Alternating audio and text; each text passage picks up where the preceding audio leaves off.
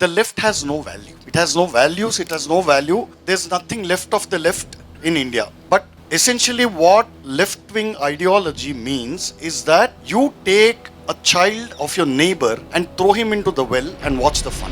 Without industrial revolution, the left could not have arisen. The source of the left is not outside, it is in the human psyche. That source is the same source from which Islam and Christianity arose. To divide the world into two mutually and perpetually warring and opposed classes. Wherever left has acquired political power, the opposite has happened. They've all degenerated into tyrannies and despotisms of the worst sort. कि हम रूसी क्रांति के बारे में सोचते हैं, रूसी तख्ता पलट के बारे में सोचते हैं। जो क्रांति हुई थी वह साम्यवादियों ने नहीं की थी। क्रांति वहाँ के साधारण लोगों ने की थी और राजा का जो तख्ता है, जार को साधारण लोगों ने हटाया था। जो कू हुआ है, जो तख्ता पलट किया है, वो साम्यवादियों ने डेमोक्रेटिक गवर्नमेंट को हटाया है। मूलतः वामी बहुत चालाक है, तो वो इस्लाम के बारे में कुछ नहीं बोलते क्योंकि मालूम है सर तन से जुदा। सुशील कुमार शिंदे जी ने कहा भगवा आतंकवाद, ये शब्द प्रयोग मुझे नहीं करना चाहिए था, और कल एक समाजवादी नेता ने तो संस्कृत श्लोक किया। तो अब मनु बदलने लगा है, दौर बदलने लगा है। मैं आशान्वित हूँ क्योंकि मैं हिंदू हूँ, तो मुझे ऐसा लगता है कि आने वाले कुछ दिनों में लेफ्ट तो रहेंगे ही नहीं। अगर लेफ्ट ही राइट हो गए, क्योंकि राइट हमेशा राइट ही रहते हैं, तो हमें अचरज नहीं लगेगा।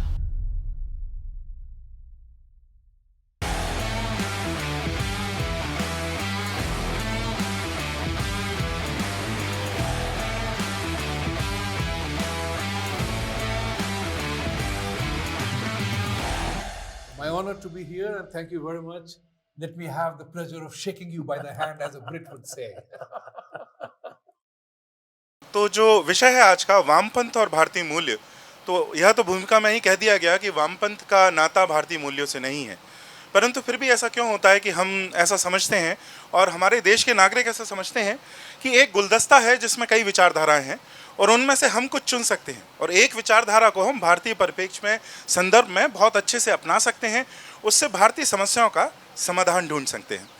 एक बड़े रोचक, बहुत बड़े टिप्पणीकार हुए इस्लाम के ऊपर, बर्नार्ड लुईस, बहुत बड़े शोधकर्ता। उनका एक पुस्तक है जिसमें वे कहते हैं, लेबनान की स्थिति को बताते हैं। वहाँ से बस मैं एक वाक्य लूँगा जिससे हमें अपनी स्थिति समझ में आएगी कि ये जो राइट और लेफ्ट है और वामपंथ है, दक्षिणपंथ है। दक्षिणपंथ जो शब्द है वह तो उसका ऐसा शब्द हिंदी में नहीं हुआ करता था, हमने वह बनाया जब हमारे यहाँ यह व्यवस्था आई, जब ये शब्द आए, जब ये विचार आए। तो बर्नार्ड लुईस कहते हैं कि लेबनान में राइट और लेफ्ट जब वे करने लगे तो इन शब्दों का उदय हुआ था फ्रांस में और फ्रांसीसी संस्कृति में। पेरिस कम्यून के समय जब ये उनके देश के अंदर जो सारी घटनाएं चल रही थी उसमें हुआ था, तो वे ये बोलते हैं कि 1970 और 80 के लेबनान में, पेरिस में, फ्रांस में राजा के बाईं ओर और दाईं ओर कौन बैठता था, इससे क्या लेना देना था और इससे लेबनान की समस्याओं पर क्या प्रकाश पड़ता था, यह मुझे समझ में नहीं आता। यही स्थिति भारत के साथ भी है। तो वामपंथ का भारत के मूल्यों के संग नाता नहीं है, यह तो सही है, पर सीताराम जी एक बहुत बड़ी बात कहते हैं कि सेकुलरवाद के बारे में भी वह वही बात कहते थे कि जब कोई ऐसी विचारधारा और व्यवस्था आप अपने समाज पर थोपते हैं जिसकी आवश्यकता या औचित्य उस समाज में नहीं है, तो वे समस्याएं उस समाज में प्रकट हो जाती हैं जो उस समाज में पहले कभी नहीं थी। तो वामपंथ का विकास सेकुलरवाद के विकास की भांति ईसाई, यहूदी और ईसाई संस्कृति में हुआ है और उसका जो क्रमिक विकास है उनके विचारों को लेकर, उनके यहाँ रिलीजन, मजहब की जो अवधारणा है उसको लेकर हुआ है। और वहाँ जो मजहब हुआ करता था, वहाँ का समाज जो हुआ करता था, वहाँ जो औद्योगिक क्रांति हुई, जो वैज्ञानिक क्रांति हुई, जो रेनेसा हुआ, ज्ञानोदय हुआ, पुनरुत्थान हुआ, इन सब से उसका नाता है। अब जब ये घटनाएं यहाँ हुई ही नहीं, जब ये विचार, ये तंत्र इस देश के हैं ही नहीं, तो हमने इन विचारधाराओं को क्यों पकड़ा हुआ है और उससे क्या हानि हमें होती है, इस बात की हम चर्चा आज करेंगे। तो इसी बात से मैं संदीप इस बात को खोलता हूँ कि and you can answer in English. तो लेफ्ट का नाता, वामपंथ का नाता इंडियन वैल्यू सिस्टम के साथ क्या है, और कुछ उदाहरण के साथ संदीप अगर आप हमको बताएं कि उसके यहाँ पर लागू करने से, वामपंथ को अपनाने से हमारे देश, संस्कृति में और खासतौर से विशेष रूप से शिक्षा नीति पर कैसी विकृतियाँ आई, what distortions were created in our culture, society, and education due to the forceful imposition of leftist ideology. Thank you. Yeah, thank you, first of all. Glad to be here again. So you have covered a lot of ground, Pankaj ji. Good that you gave this historical context. Bernard Lewis. But a small correction. वो France का राजा नहीं था. When the French parliamentary system was in its inception, there were two clear divides. This happened after the French Revolution. So there were two clear divides. एक था जो परंपरागत आने वाले एक एरिस्टोक्रेट, वो एरिस्टोक्रेसी का एक क्लास था. दूसरा जो प्लेबियन बोलते हैं, जो वर्किंग क्लास बोलते हैं, वो. So who used to sit to the left of this inside the parliament were people from the so-called working class, and the rest was the aristocracy. This is the very broad definition of it. So now, if you want to ask me, the title of the topic is quite intriguing and interesting on many counts. It says left and the Indian value system. So it should be the left versus the Indian value system, because the left has no value. It has no values, it has no value. There's nothing left of the left in India. तो ये होता है. But सीधी सी समझ में आने वाली एक formula देता हूँ to understand leftism. Essentially what left-wing ideology means is that you take a child of your neighbor and throw him into the well and watch the fun. So this is pretty much how it is. Now, how the evolution of the left, the emergence of something called the left-wing ideology, especially in the West, without industrial revolution, the left could not have arisen. All right. You cannot apply leftist terminology, leftist ideology, and what they call as leftist theory. You cannot apply these and retrofit them in a purely agrarian society, which is what these fellows have done in India for the last, 100 years. And the amount of genocide that the left has done over in just 1 century is more than the combined amount of genocide that Hitler has done. So there is a wonderful compilation called the Black Book of Communism. वहाँ पे सारी दुनिया में left की वजह से कितना हत्याकांड हो गई, उसका पिन टू पिन डिटेल आपको मिलता है. So वो the source of left, and this is an insight only a Hindu mind can give. The source of the left is not outside, it is in the human psyche. So that source is the same source from which Islam and Christianity arose, to divide the world into two mutually and perpetually warring and opposed classes. Who creates the opposition? There was no opposition. Who creates it? The left creates it. So there is, this is a beautiful formula. Ki for a lot of time, the worst propagandists of this spurious theory were the left. Ki automatically all poor people are good and virtuous. And सारे जो अमीर class की लोग हैं, वो by default उनका हराम का पैसा है. So you make these clear divisions without zero evidence, no evidence, and then you say that somehow we are fighting to bring equality. See, these things are accessible to common sense. Show me one time period in the entire history of humankind where there has been absolute peace. Just one era. There have been sustained periods of prosperity and order and stability, but nothing like a land, where everybody are brothers and sisters. Then बच्चे कहाँ से आएंगे? So this is what these people do. This, we are all brothers, and this is a land. We'll have a land of where nobody is treated equally. But wherever left has acquired political power, the opposite has happened. They've all degenerated into tyrannies and despotisms of the worst sort. So Russia and everything that Karl Marx, the father Marx and Engels, the fathers of this so-called destructive ideology, everything that they've written, they've predicted in their books, have been disproved in practice. So Marx predicted that industrial societies will usher in the leftist revolution or this grand revolution after which everything will be fine. But where did it happen first? USSR, which was an agrarian country, 1970. कहाँ थे industries USSR में तब? So everything these people have done, what they are good at is to take over. They will never win electorally.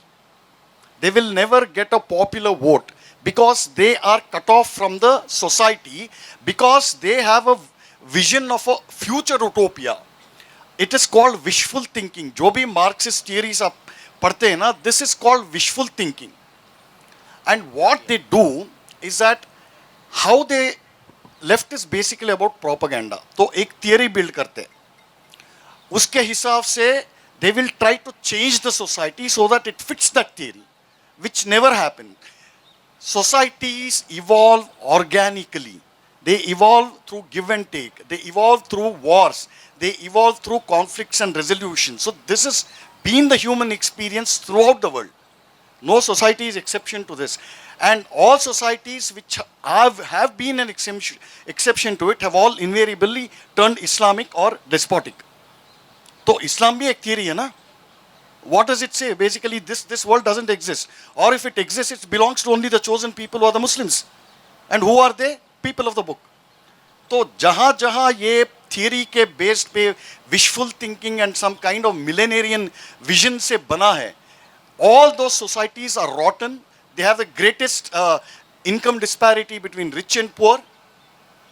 But they criticize other classes, other societies, other countries as fundamentally oppressive, ridden with caste and class and conflict, and family structures are bad. So this is why left also seeks converts. So when these things, when this theory is spread, they spread the theory into all areas of the society. Cinema, drama, literature, poetry, plays, education. What they are doing is, they are not teaching you education. They are not showing you cinema. They are trying to convert you. They are trying to propagandize. So they will say so there's, what is that word? Yesterday we were speaking about it. Marxist historian. You cannot be a Marxist and a historian at the same time. It's as simple as that. You are a pamphleteer who's trying to write Marxist theory apply Marxist theory to sex up history or to twist it according to their pet theories. तो ये नहीं हो सकता है. The same nonsense they try to do in movies. And the acknowledged experts of this form of propaganda is Salim Javed and Mr. Amitabh Bachchan. So this has been the template wherever they have gone. Classic example, and then I'll pause. The earliest example was Mr. Lenin. So how did these people achieve political power? By toppling an existing order. As a result of which, and what do they do after coming to power? First you topple the power, capture power, and once you sit in power, you erase history. So you don't have a proper, authentic, pre-communist history of Russia. All the pre-communist history of Russia comes from communists who toppled them. So that is how the way they play this it's quite phenomenal to see through all the garbage and the jargon that they use. So Lenin, once he captured political power, what he did was to betray his own supporters. His biggest supporter, his financial backer, was a very successful and a rich literate writer named Maxim Gorky, who was also running a very influential newspaper. He was also a novelist. So as long as Lenin was struggling to capture power, this fellow funded him, and he wrote articles in support of Lenin and his communist ideology. The moment Lenin captured political power, he calls Maxim Gorky to his office and he says, "Bahut ho gaya. Thank you for all you have done. Now stop running your newspaper, stop writing." And when Gorky refused, so I thought, I believed you when you said you're trying to establish a new order and a new society, a harmonious, equitable society where nobody is poor and hungry and all are equal. But this is not how you behave with me. So he said, at the risk of your life, you you continue writing. And the first thing he did was ban his papers, ban all his writings. Then Gorky was exiled out of Russia. So on that point, I'll pause. And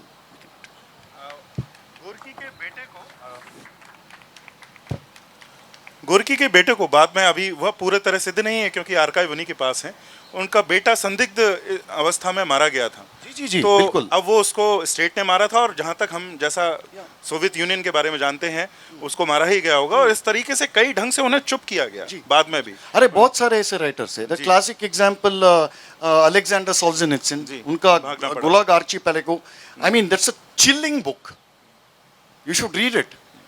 सो ये लोग communist लोग अभी because communism has been politically destroyed in the world, it has made a re-entry through the back door, which is it is called cultural Marxism, multiculturalism, abhi woke, feminism, gender, whatever, जो भी studies का subject आप पढ़ते हैं ना, women studies, whatever studies जो भी है, colored studies, race studies, all that is communism wearing a different clothes, उतना ही है। आपने एक बात कही संदीप कि वामपंथ कभी भी अपने बल पर चुनाव जीतकर विजय नहीं प्राप्त कर सकता। वो even in terminology, sorry to cut you because I am growing old, so वाम पंथ नहीं है, पंथ मतलब पाथ, मार्ग। It has a spiritual connotation in our languages. जो भी भारतीय भाषा में पंथ का एक आध्यात्मिक ऑटोमेटिक एक अर्थ है।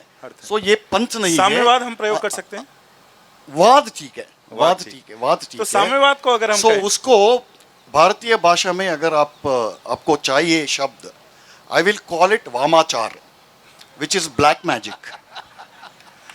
परंतु वामाचार का भी एक रूप में बहुत अच्छा प्रयोग है संदीप, तो वहां भी हम उसका प्रयोग, अगर वामाचार तो बिल्कुल नहीं कर सकते। नहीं कर ठीक है, हमारे प्रथा में आई स्टैंड करेक्टेड। साम्यवाद अगर हम कहें तो साम्यवाद बहुत अच्छा शब्द है। साम्यवाद, संदीप ने एक बहुत अच्छी बात कही कि वे जीत कर नहीं आ सकते, और वे इतिहास की कैसे लीपापोती करते हैं, उसको कैसे झुटलाते हैं। इसका एक सबसे बड़ा उदाहरण है कि हम रूसी क्रांति के बारे में सोचते हैं, रूसी तख्ता पलट के बारे में सोचते हैं। जो क्रांति हुई थी वह साम्यवादियों ने नहीं की थी, क्रांति वहाँ के साधारण लोगों ने की थी, और राजा का जो तख्ता है, जार को साधारण लोगों ने हटाया था। जो कू हुआ है, जो तख्ता पलट किया है, वो साम्यवादियों ने डेमोक्रेटिक गवर्नमेंट को हटाया है, जो वहाँ 6 या 7 मास कुछ वहाँ रही थी। और ये इतिहास का पाठ अगर आप, जब मैंने एक रिसर्च पेपर में, शोध पत्र में पहली बार आज से 15-16 साल पहले लिखा, तो जो मुझे वो पीयर रिव्यू आता है वो आया कि ये तुमने क्या कह दिया, वो रशियन रिवोल्यूशन है, वो तुमने कू कैसे लिख दिया, कू डे एटा कैसे है। उनको बताने पर भी वे राजी नहीं हुए कि ये सत्य है। तो वामपंथ और भारतीय मूल्यों की हम बात, जो विषय है, सर मैं आपके पास आता हूं। आपने कश्मीर पर काम किया है, और एक बहुत रोचक स्थिति पैदा होती है जब संदीप आपने कहा कि जैसे ईसाईयत है, इस्लाम है, वामपंथ साम्यवाद भी वैसा ही है, तो उसी की धारा में एक है। तो जब साम्यवाद को हम कश्मीर में देखेंगे सर, और कश्मीर हम जानते हैं कि मुस्लिम बहुल है, तो वहाँ पर आपका जो अनुभव रहा, आपके जो कार्य रहा वहाँ पर, तो ऐसे क्षेत्र में जहाँ पर इस्लाम बहुल है वह क्षेत्र, वहाँ साम्यवाद की कितनी शक्ति होती है, वह कैसे कार्य करता है, इस पर अगर आप प्रकाश डालेंगे तो। मूलतः वामी बहुत चालाक हैं, तो वो इस्लाम के बारे में कुछ नहीं बोलते, क्योंकि मालूम है सर तन से जुदा, तो उसके बारे में कुछ नहीं बोलेंगे। वे बोलेंगे केवल और केवल हिंदुओं के बारे में, क्योंकि मालूम है ये लोग क्या करेंगे, ज़्यादा से ज़्यादा लिखेंगे या रास्ते पे आके कोई छोटा मोटा आंदोलन करेंगे, उसके अलावा और कुछ नहीं करेंगे। ईसाइयों के बारे में भी कुछ नहीं बोलते। मूलतः मेरा मानना तो ये है कि ये वामियों का जो यहाँ पे भारत में जो एग्जिस्टेंस है, और वामियों की जो थॉट प्रोसेस है, वो भारत छोड़ के बाकी विश्व में वैसी है क्या?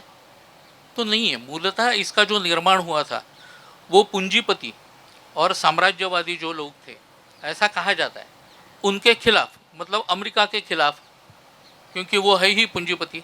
अब भारत में ऐसा है ना, पूंजीवाद है, वाद नहीं है। पूंजीपति है यहाँ पे, लेकिन वाद नहीं है ना। भारत साम्राज्यवादी है, तो भारत के विरोध में उनको कुछ ना कुछ तो चाहिए, तो उनको सॉफ्ट टारगेट मिल गया हिंदू और उनके भगवान। तो भगवान के विरोध में जितना यहाँ पे बोला जाता है साम्यवादियों की ओर से, उतना पूरे विश्व में नहीं बोला जाता। हमारे यहाँ पे बहुत ही आसान हो गया है टिप्पणियाँ करना। मतलब ये रामायण और महाभारत को मानते नहीं, लेकिन रामायण में जो शंभुक की कथा है उसे मानते हैं। वे दुर्गा देवी को मानते नहीं, लेकिन महिषासुर को मानते हैं। अब ये क्या बात हो गई भैया कि आप मानो तो पूरा मानो, वरना कुछ भी मत मानो। लेकिन वैसा नहीं है, जो उनको लगे। It's like saying that burqa is a fashion statement. हाँ, क्या दिखता है बुर्का के अंदर से या बाहर से? सही बात है। तो इसी प्रकार से अब जिनके पास मूल्य ही नहीं है, तो हम कहते हैं कि वामियों का मूल्य और भारतीयों का मूल्य। अब जिनको पास मूल्य ही नहीं है, किंबहुना आपने जैसा कहा था कि मूल्य नहीं, यही उनका मूल्य है। हमारे यहाँ पे हमारे मूल्य है, और जैसे ही हम पैदा होते हैं तब से वो शुरू हो जाते हैं। घर में जिस प्रकार से संस्कार किए जाते हैं, उन संस्कारों से हमारे मूल्य, शिक्षाओं में भी पहले, अब नहीं, क्योंकि वामियों का जहाँ जहाँ पे वे घुसे हैं वहाँ से सब कुछ बदल चुका है। तो कश्मीर में यही स्थिति है कि कश्मीर में वे मुसलमानों के खिलाफ कुछ नहीं बोलते, तो वहाँ पे वे टारगेट किसे कहते हैं? सैनिकों को करते हैं। तो अगर सैनिक मारे जाते हैं तो उनको कुछ नहीं लगता, उनके ऊपर स्टोन पेल्टिंग होती है तो वो कहते हैं कि पत्थर हाथ में क्यों लिया, इसका आपको विचार करना चाहिए, उसके बारे में आपको सोचना चाहिए। लेकिन भैया वो पत्थर तो मार रहा है ना, तो उसको कुछ तो सज़ा होनी चाहिए। लेकिन नहीं नहीं, वो तो बेचारे हैं, युवा वे बेचारे हैं। हाँ, भटके हुए युवा है। जैसे भटके हुए युवाओं ने अभी बांग्लादेश में क्रांति की, भटके हुए युवाओं ने क्रांति की। तो ये सब जब देखते हैं हम, तो हमें हंसी आनी चाहिए। अब जब यहाँ पे भी अब LGBTQ, इसके बारे में वे कश्मीर में कुछ नहीं बोलेंगे, क्योंकि मालूम है जूते खाने पड़ेंगे। लेकिन बाकी सब जगह पे वे उसके बारे में बोलेंगे। इतना ही नहीं, महाभारत में है LGBT।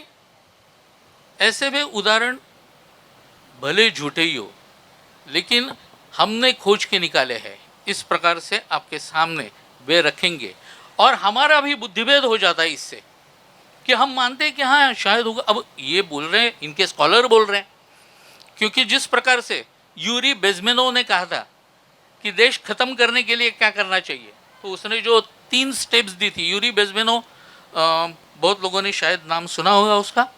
वो KGB का एजेंट था जो भारत में आया था, लेकिन यहाँ की संस्कृति वगैरह सब उसने जब देखी, तब उसको लगा कि इन लोगों को मैं क्यों बिगाड़ूं, और इसलिए उसने KGB छोड़ दी। KGB कोई भी छोड़ नहीं सकता था, तो वो वहाँ से जिप्सियों की टोली में गया। और फिर भी वो कहाँ हैं इसका पता KGB को लगा, तो वो यहाँ से कनाडा में गया। और कनाडा में बैठ के आप YouTube पे देखोगे, उसके कई इंटरव्यूज़ हैं, उसने लिखी हुई किताबें हैं।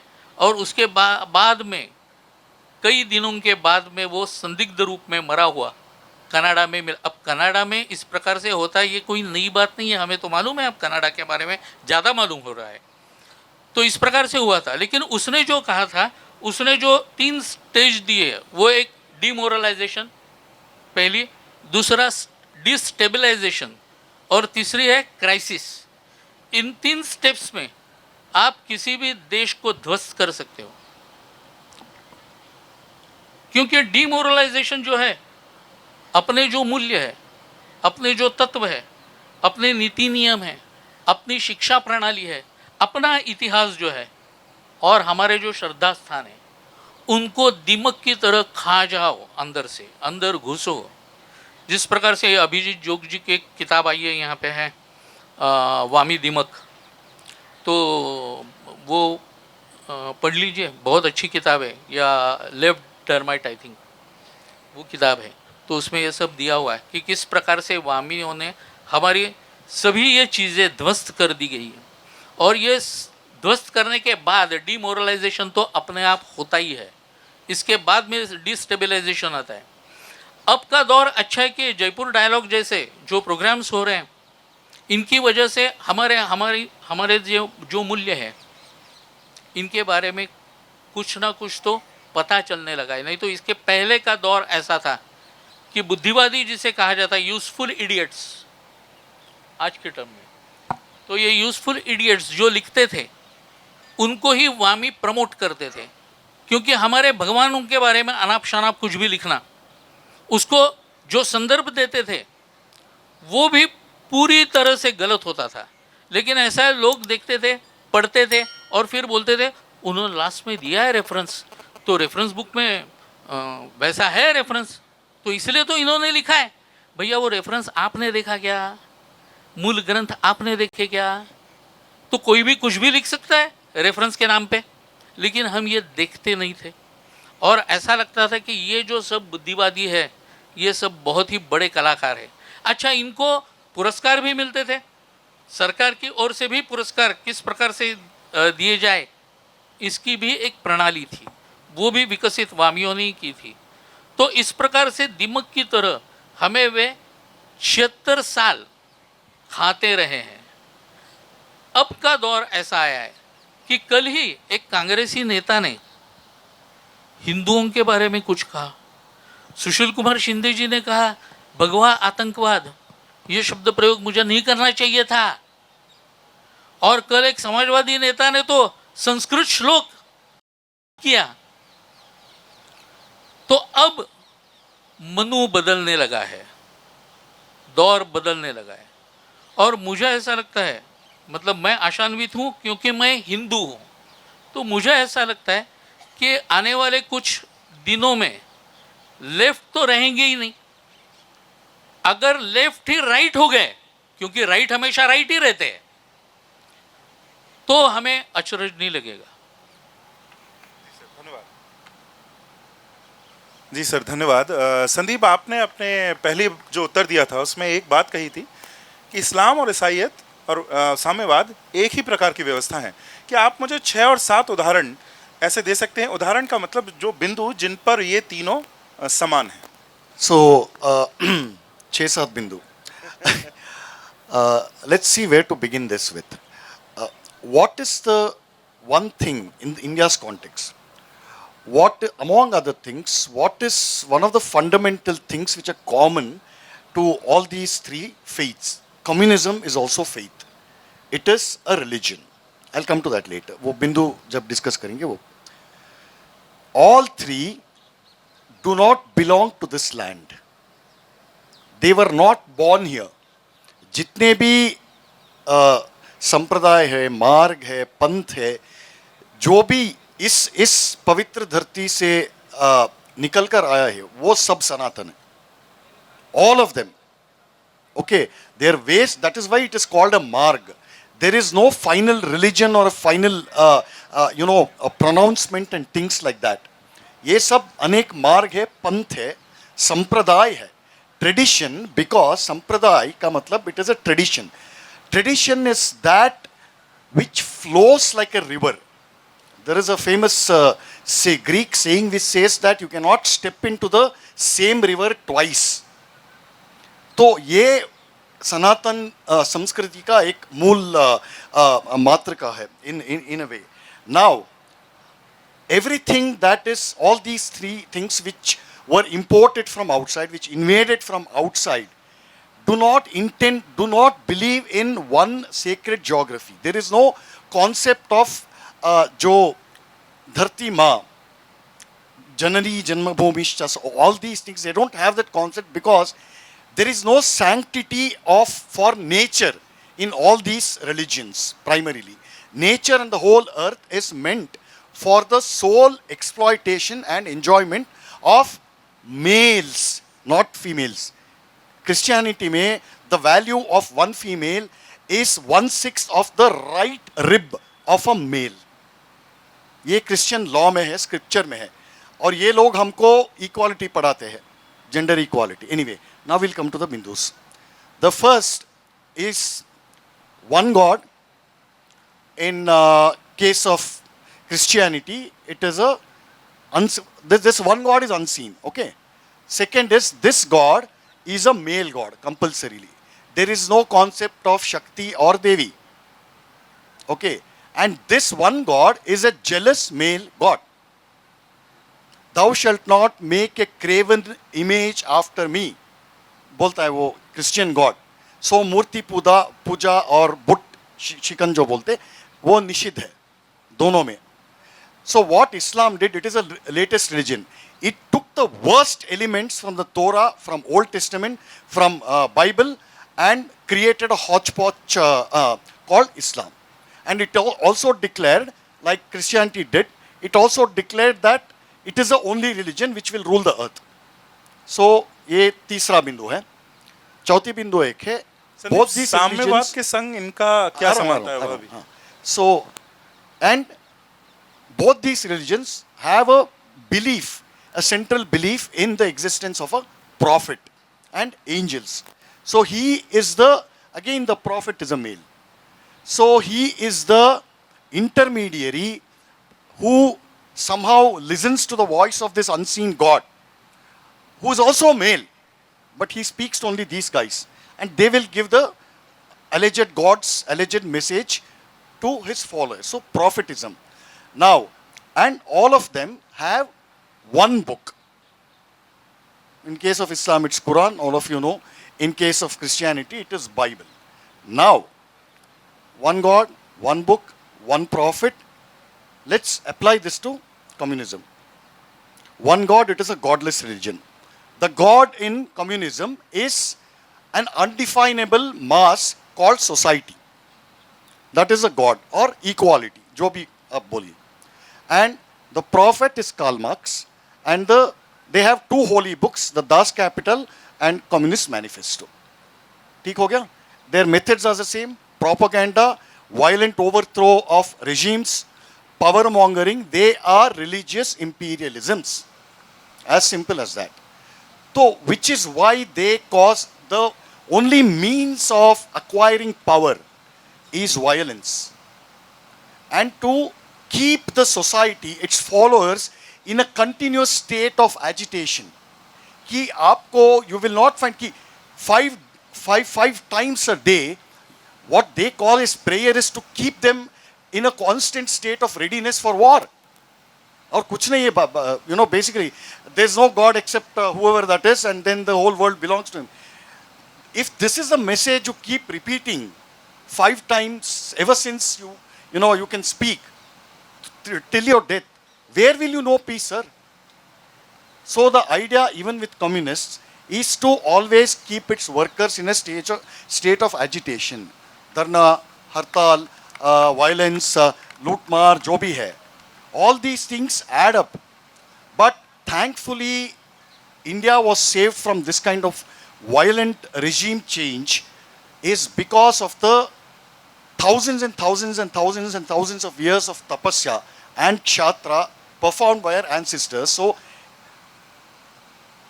Hindu majority India is Islam's greatest failure. It is also the greatest failure of Christianity and communism. बहुत सुंदर. 6-7 चाहिए.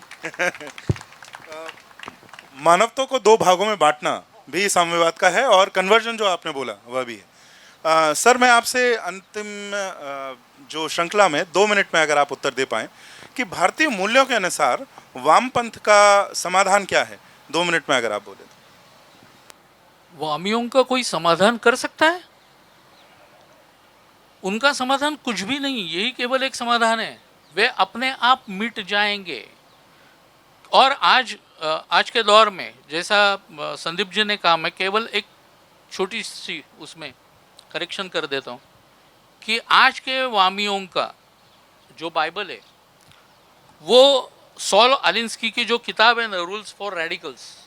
No, sir, that was irrelevant long ago. आजकल they don't have one Bible because they have morphed into so many millions of drug addicted, woke addicted zombies. आपका rules for radicals ठीक था. Das Kapital को आज ये उतना मानते नहीं जितना रूल्स ऑफ रेडिकल्स को मान रहे हैं, क्योंकि रूल्स ऑफ रेडिकल्स जहाँ पे चर्चा करने के लिए जाते हैं, जहाँ पे लिखने के लिए जाते हैं, जहाँ पे कुछ भी उनको करना है, जैसा इन्होंने कहा कि चुनाव में वे कभी भी चुन के नहीं आते, लेकिन फिर भी इनके पास शक्ति है, ऐसा वो दिखाते हैं समाज को. इस दिखावे में वे कामयाब हो जाते हैं. ये उनके रूल्स ऑफ रेडिकल्स का एक रूल है. कि आपके पास उतनी शक्ति ना हो, लेकिन आपके पास शक्ति है, ऐसा आपके दुश्मनों को लगना चाहिए। तो इस प्रकार से जो रूल्स है वो आज के पॉलिटिकल एजेंडा जो उनका है उस पे वे काफ़ी हद तक उसका उपयोग करते हैं।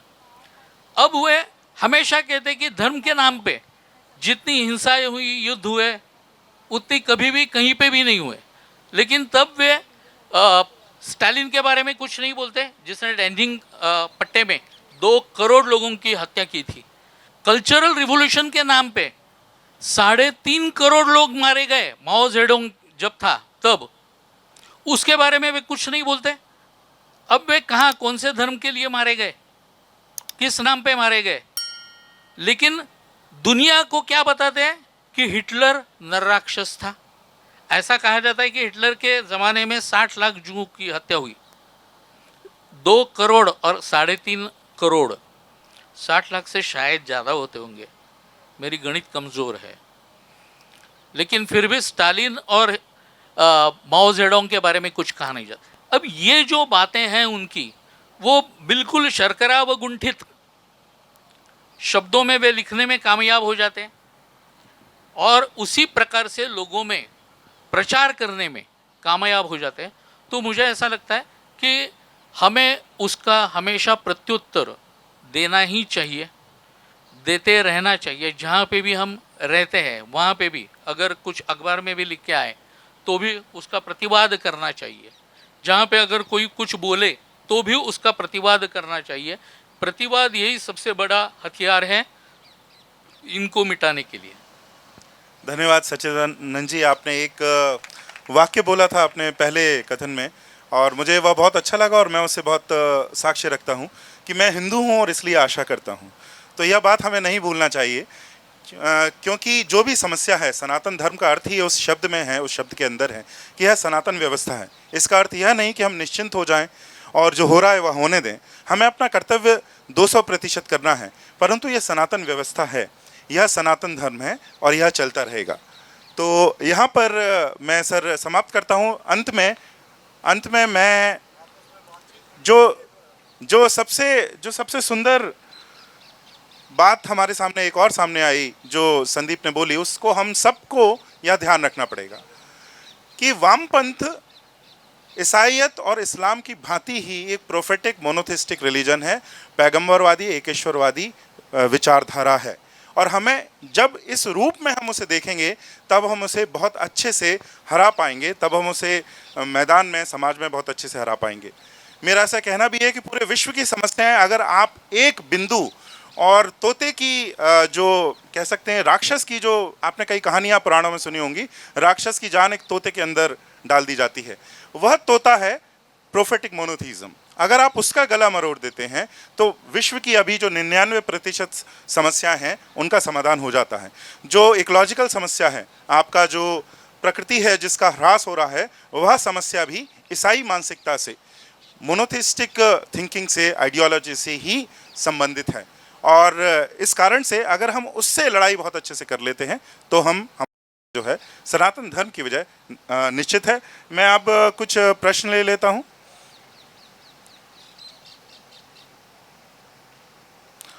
दीपांशु जी ने यह प्रश्न पूछा है, मुझसे पूछ रहे हैं कम्युनिज्म से क्रिश्चियन ही रिलीजियस क्यों होते हैं, ना कि मुस्लिम हो पाते हैं। उदारता के लिए चेक रिपब्लिक, एस्टोनिया, रशिया। देखिए, वामपंथी और साम्यवादी तो हम भी बनते हैं, हिंदू भी बनते हैं, और पूरे विश्व में अगर आप देखें तो जो नॉन मोनोथिस्टिक संप्रदाय हैं उनके अंदर वामपंथ बहुत प्रचलित है। भारत के अंदर जहाँ जहाँ इस्लाम और ईसाईयत बहुल राज्य हैं वहाँ पर जो अल्पसंख्यक हिंदू हैं वे वामपंथी हैं। जिस प्रकार से केरला में आप देखें जहाँ लगभग हम अल्पसंख्यक हो चुके हैं, हिंदू अल्पसंख्यक हो चुके हैं, वे वामपंथी हैं। बंगाल में भी यही स्थिति है, असम के अंदर यही स्थिति है, मणिपुर की मैतेईवादी में भी यही स्थिति है। तो दूसरे भी वामपंथी होते हैं, मुस्लिम क्यों नहीं होते हैं उसका कारण है, राजीव मल्होत्रा जी इसको बहुत अच्छे से समझते हैं और उन्होंने उसके लिए एक फ्रेज उसको आविष्कार किया है, पॉइजन पिल, कि ये जो रिलीजन्स हैं एक ऐसी पॉइजन पिल बनाते हैं कि कोई भी नई विचारधारा उन्हें गटक ना ले, उन्हें निगल ना ले। तो मुसलमान को बचपन से इस बात के लिए प्रिपेयर किया जाता है, तैयार किया जाता है कि उसके मन में कोई भी इस्लाम के अलावा विचार ना आ सके। अब चाहे वह वामपंथ हो, चाहे वह सेकुलरवाद हो, चाहे वह कोई और वाद हो। आप पाकिस्तान जाएंगे तो आपको इक्के दुक्के साम्यवादी मिल जाएंगे जो उन स्त्रियों को, वहाँ अगर आप देखेंगे तो वे साड़ी पहनेंगी, बिंदी लगाएंगी। पाकिस्तान की जो वहाँ पर जो कुछ चैनल्स पे आते हैं तो वहाँ वो थोड़ा सा रिवोल्ट करते हैं, पर उनका जो अंक है वो इतना नगण्य है कि उनसे कोई अंतर नहीं पड़ता। तो पॉइजन पिल उनके अंदर है, इस कारण से वे नहीं बन पाते हैं। मैं इतना ही कहना चाहूँगा। सर, इसका आप अगर उत्तर दें। एक और प्रश्न आया है, अर्बन नक्सल सीपीआई सीपीएम आजकल क्या हाल पोजीशन है? बहुत अच्छी पोजीशन में है, शायद धक्का लगे आपको। बात यह है कि हम हमारे घर से ही अगर वामी बन रहे हैं, हमारे बच्चों को ही वामी बना रहे हैं, तो इसमें गलती किसकी है? बचपन से हम हमारे बच्चों को, जैसे अभी इन्होंने कहा कि इस्लाम में बचपन से ही उनको उनके धर्म का, हालांकि मैं उसको धर्म नहीं मानता, हाँ मजहब बड़ा अच्छा शब्द है क्योंकि अपनी भाषा का नहीं है, उनके लिए हम प्रयोग हाँ तो उस प्रकार से ट्रेनिंग देते हैं। हम हमारे बच्चों को ट्रेनिंग दे रहे हैं क्या? हम हिंदू हैं मतलब हम क्या हैं? क्योंकि हमें ही मालूम नहीं ठीक तरह से। बात यह है, तो हम बच्चों को सिखाते हैं कि अगर तिलक भी लगाना हो तो जब तुम्हारी परीक्षा आती है ना, तब जाओ भगवान की तरफ, बाद में बड़े लोगों की तरफ, उनके पांव छुओ, आशीर्वाद लो और फिर पेपर देने के लिए जाओ। मतलब इसके अलावा ये सब करना अनिवार्य है ही नहीं। हर रोज हम सवेरे उठते तो हमारा मूल्य यही है, कराग्रे वसते लक्ष्मी कर मध्य सरस्वती करमूले तो गोविंद प्रभाते कर दर्शनम समुद्र वसने देवी पर्वत स्तन मंडले विष्णुपत्नी नमस्तुभ्यम पादस्पर्शम क्षमस्व में। इस पृथ्वी की हम क्षमा मांगते हैं, ये मूल्य है। हम कहाँ सिखाते हैं? हम पूजा पाठ ये करने से कुछ नहीं होता, हम ही बताते हैं। तिलक लगाना कुछ नहीं होता, हम ही सिखाते हैं हमारे बच्चों को। क्यों सिखाते हैं? उल्टा बेटा तिलक लगा के जाओ, बाहर जा रहे हो। मेरे घर की बात आपको बताता हूँ। मेरी लड़की जब कॉलेज में थी, एक बार जीन्स और टी शर्ट पहन के निकली और माथे पे बिंदी नहीं थी, तो मैंने उसको कहा बेटा बिंदी नहीं लगाई? तो बोली पापा जीन्स पे बिंदी नहीं लगाते। तो मैंने कहा जीन्स पे नहीं लगानी है, माथे पे लगानी है। ये किसने तय कर दिया है कि अगर हम वेस्टर्न पोशाक अपनाओ तो हमें अपनी सब जो मूल्य है हमारे वो छोड़ देने चाहिए? किसने कहा है? जाइए हरिद्वार, जाइए ऋषिकेश, वहाँ पे जब गोरी गोरी औरतें आती है और अपने माथे पे वे तिलक लगाती है, ये हम देखते नहीं हैं, जाते नहीं हैं। तो फिर हम ही हमारे अंदर हीन गंड क्यों पालते हैं? क्योंकि हमें ऐसा लगता ही नहीं। एक आपको उदाहरण बताता हूँ कि हम मिडिल ईस्ट कंट्रीज जिसे हमें सिखाया जाता है, हम भी कहते हैं ना मिडिल ईस्ट कंट्रीज, तो ये मिडिल ईस्ट कंट्रीज कहाँ से आया है शब्द? हमारे ईस्ट में या हमारे वेस्ट में वो कंट्रीज? तो वो इंग्लैंड के ईस्ट में, इसलिए उन्होंने ये शब्द प्रयोग किया है मिडिल ईस्ट। और हमारे यहाँ पे भी वही सिखाया जाता है मिडिल ईस्ट। क्यों मिडिल वेस्ट क्यों नहीं सिखाया जाता? इसे कहते हैं अस्मिता, इसे कहते हैं स्वत्व। हमारे यहाँ पे समुद्र है, उसे अरेबियन सी क्यों कहा जाता है? भैया अरबस्तान में है, वे कहें ठीक है, लेकिन हमारा पश्चिमी किनारा जो है उस किनारे पे है ना वो, तो हम उसे पश्चिम महासागर क्यों नहीं कहते? बंगाल का उपसागर हम कहते हैं क्यों? करोड़ों हिंदुओं को, करोड़ों हिंदू जिसे पूज्य मानते हैं, वो गंगा वहां पे जाके मिलती है ना, तो हम उसे गंगा सागर क्यों नहीं कहते? और नीचे दक्षिण में जो बड़ा महासागर है जिसे हिंदी महासागर कहा जाता है, हिंदी नाम की कौन सी प्रजा इस देश में रहती है? यहाँ पे बहुसंख्य हिंदू रहते हैं, तो उसको हिंदू महासागर क्यों नहीं कहा जाता? ऐसे प्रश्न पनपने चाहिए, निकलने चाहिए। इसे कहते हैं अस्मिता और स्वत्व। ये हम जब तक नहीं करते तब तक यही हाल होता रहेगा और हम हमारे घर में ही वामी पैदा कर रहे हैं। इसका भय जब तक समाज में नहीं पहुंचेगा तब तक यही हालत होती रहेगी और अर्बन नक्सल बनते रहेंगे। बहुत बहुत धन्यवाद सर, और बहुत बहुत धन्यवाद आप सभी का कि आपने इस विषय में इतनी रुचि रखी और भारत के भविष्य में आपको इतनी रुचि है। आप आगे आने वाली पीढ़ी को अगर यह जो आपकी कंसर्न है, आपकी चिंता है, वह चिंता और समाधान के साथ चिंता अगर आप उनको दे पाते हैं तो हमारा कार्य यहाँ पर सफल रहेगा। बहुत बहुत धन्यवाद।